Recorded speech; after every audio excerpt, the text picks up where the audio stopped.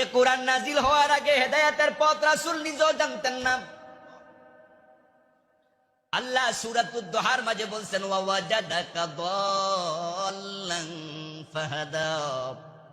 ও প্রিয় নবী, আল্লাহ তাআলা আপনাকে পেয়েছেন হেদায়েতের পথ সম্পর্কে অনবহিত অবস্থায়, দাল্লা অনবহিত, ফাহাদা তারপর আপনাকে হেদায়েত দিবেন কে? ওয়াদ-দুহা সূরা আছে না, শপথ দ্বিপ্রহরের, ওয়াল-লাইলি ইযা সাজা, শপথ রাতের।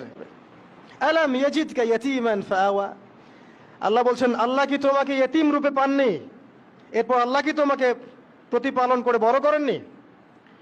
ওয়াজাদাকা দাল্লান ফাহাদা, আল্লাহ কি তোমাকে পথভ্রষ্ট পান নাই? তোমাকে আল্লাহ। কোরআন এবং কোরআনের অনুবাদ কখনো এক হয় না। আমার ভাই কোরআনের অনুবাদ পড়ছে, তো কোরআনের অনুবাদের মধ্যে আমি একটা আয়াত বলি, আপনারা পুরো বিষয়টা বুঝতে পারবেন। কোরআনের অনুবাদ কি? সূরা দুহা আছে, আপনারা জানেন, ওয়াদ-দুহা ওয়াল-লাইলি ইযা সাজা মা ওয়াদ্দাআকা রাব্বুকা ওয়া মা ক্বালা। এই আয়াতের, এই সূরার মধ্যে একটা আয়াত হচ্ছে ওয়া ওয়াজাদাকা দাল্লান ফাহাদা।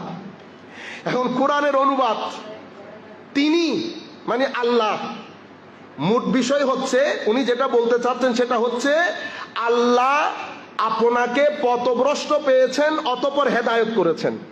এই আয়াত উনি এখন অনুবাদ করছেন। তিনি মানে আল্লাহ তোমাকে মানে রাসূলুল্লাহকে পথভ্রষ্ট পেয়েছেন অতঃপর তিনি তোমাকে হেদায়েত করেছেন। এখন এটা আপনার ছেলে আমার ভাই পড়েছে, পড়ার পরে আপনি বলেন তো দেখি রাসূল পাক সম্পর্কে তার অন্তরে কি জন্মাবে? মানে নবী আমাদের মতো আর কি, উনি তো পথভ্রষ্ট ছিলেন, ওনাকে তো এটা আল্লাহ এসে হেদায়েত করেছেন। আপনি কিন্তু এটাকে কোরআন মনে করে পড়েছেন, অথচ আপনি কোরআন পড়ার আগে যিনি কোরআনের অনুবাদ করেছেন ওনার একটা মাইন্ডসেট আছে। উনি যখন অনুবাদ করেন ওনার আকীদা মাইন্ডসেটকে সামনে রেখে ওই জিনিস দিয়ে ওই জিনিসের আলোকে অনুবাদ করেন। এটা কি কোরআনের মধ্যে সম্ভব? সম্ভব। কেন সম্ভব? কোরআনের এক এক শব্দের 3 থেকে 21টার মতো অর্থ আছে। 3 থেকে খুদ, এই দল শব্দটি আপনি অবাক হয়ে যাবেন, খুদ দল শব্দটির অর্থ পবিত্র কোরআনের মধ্যে 7টার চেয়ে বেশি অর্থ এসেছে। এবং সেই দল শব্দের একটা অর্থ হচ্ছে পথভ্রষ্টতা। কিন্তু আরব লোকজন এই শব্দটিকে মরুভূমির মধ্যে কোন এক জায়গায় অনেক গাছ একসাথে, আর একটা গাছ দূরে, একেবারে দূরে, ওইটা একটা, আর তার থেকে আপনি মনে করেন 500 বা 600 ফিট দূরে অনেক গাছ একসাথে। আরবরা তাদের পরিভাষায় ওই একা বৃক্ষটাকে দাল বলে। আপনি দেখছেন কোন জায়গার অনুবাদ কোথায় চলে এসেছে।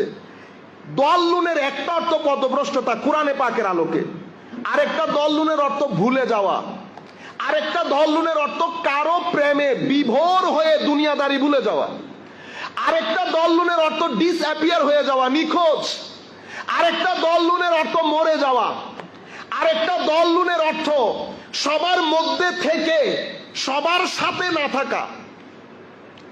একটা অর্থ পথভ্রষ্টতা, আপনি অর্থ করে দিলেন, তাও কি তিনি আপনাকে না, তিনি তোমাকে পথভ্রষ্ট পেয়েছেন। Can you imagine? এখন আপনি মাইন্ডসেটের আলোকে অনুবাদ কি করলেন? কোরআনের অনুবাদ তো আপনি তো এটাকে চুমা টুমা লাগাইয়া সুন্দর করে বুকের মধ্যে রেখে আপনি কোরআন শরীফ পড়ছেন, কিন্তু আপনি কোরআন পড়ছেন না, আপনি আরেকজনের বমি মানে অনুবাদ করে তার আকীদা অনুযায়ী যেটা করেছে সেটা পড়েছেন। আমার ছেলেরা যখন এটা পড়ে অটোমেটিক্যালি আমার নবী সম্পর্কে তার অন্তরে যে ধারণার জন্মায় সেটা একেবারে লো গ্রেডেড হয়। তো কোরআনে পাকের এক একটা শব্দের 3 থেকে 21টার মতো অর্থ থাকে। এখন আমি যখন, আপনি দেখেন সুন্নি মাইন্ডসেটের লোক যখন অনুবাদ করতে বসেছে, তার সাথে এখানে আসছে, সে কি করলো? সে প্রথমে তুমিটাকে আপনি করে দিয়েছে, তিনি আপনাকে পেয়েছেন। পথভ্রষ্ট না, পথভ্রষ্ট তো হতে পারে না। কেন? কারণ উনি তো নবী ছিলেন যখন পৃথিবী সৃষ্টি হয় নাই। কোরআনের আয়াত বলছে রূর জগতে আল্লাহ সমস্ত নবীদের থেকে আমার নবীর ব্যাপারে ওয়াদা নিয়েছেন। তো তিনি তো দুনিয়ায় আসার আগে রূর জগতে নবী ছিলেন, তো যিনি নবী থাকেন উনি তো পথভ্রষ্ট হইতে পারে না। নাম্বার 1। নাম্বার 2, আমার নবীর 40 বছরের জিন্দেগি, 40 বছর পরে নবুয়তের প্রকাশ। এই 40 বছরের জিন্দেগির মধ্যে আমার নবীকে মক্কার কুরাইশরাই বলতো সত্যবাদী, আমার নবীকে মক্কার কুরাইশরাই বলতো সবচেয়ে ট্রাস্টওয়ার্দি, সবচেয়ে নির্ভরযোগ্য লোক। মক্কার কুরাইশরাই বলছো উনি কখনো কোনো ভূত মূর্তিখানা তো যাওয়া দূরের কথা, উনি ওই রাস্তা দিয়ে কখনো হাঁটেনি নাই। তো উনি পথভ্রষ্ট কখন ছিলেন? আপনি আয়াতের অর্থ যদি পথভ্রষ্ট করেন, তো আল্লাহ নবী পাকের 40 বছরের জিন্দেগিকে আমার আল্লাহ বলছেন, হাবিব আপনি তাদেরকে বলেন যে তোমরা আমার গত 40 বছরের জিন্দেগি দেখো না আমি কেমন ছিলাম তোমাদের মধ্যে। আমি আপনাকে কি বলেছিলাম?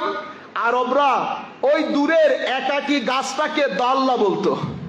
তো এখন আমার নবী বলছেন, আমার আল্লাহ বলছেন, হাবিব আরবের সমস্ত মুশরিকদের মধ্যে আপনি সবার সাথে থেকেছেন কিন্তু কারো সাথে থাকেননি, সবার মধ্যে আপনি একাকী ছিলেন। আপনি চাচ্ছেন যে আমি আপনাকে দায়িত্ব বুঝিয়ে দেই, তো আমি কি করলাম? অতঃপর আপনার মনের অবস্থা দেখে আপনি চাচ্ছেন আল্লাহ দায়িত্ব বুঝিয়ে দেন, আমি দায়িত্বে লেগে যাই, দায়িত্ব বুঝিয়ে দেন, দায়িত্বে লেগে যাই। প্রিন্সিপালের সিটে আপনি আমাকে 15 দিন বসাই রাখছেন, দায়িত্ব যখন দিচ্ছেন না আমার ভিতরে একটা ডিস্টারবেন্স আসে না, দায়িত্ব দিচ্ছেন না কেন? তো এখন আমার আল্লাহ বলছেন আপনার ভিতরে আমার প্রেমে আপনি বিভোর ছিলেন, আমার চিন্তায় বিভোর ছিলেন, আপনি চাচ্ছিলেন আপনাকে আমি দায়িত্ব বুঝিয়ে দেই। অতঃপর আমি পুরা হেদায়েত ডিটেইলস এর সাথে আমি আপনাকে দায়িত্ব বুঝিয়ে দিয়েছি। এটা সুন্নি আকীদা, এটা সুন্নি অনুবাদ। এখন আপনি এখানে 2-3 ধরনের অনুবাদ পাচ্ছেন।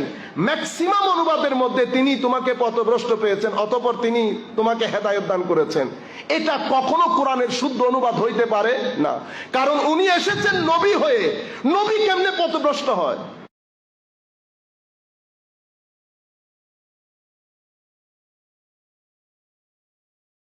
এ কোরআন নাজিল হওয়ার আগে হেদায়েতের পথ রাসূল নিজেও জানতেন না। আল্লাহ আর মুমিনের কলব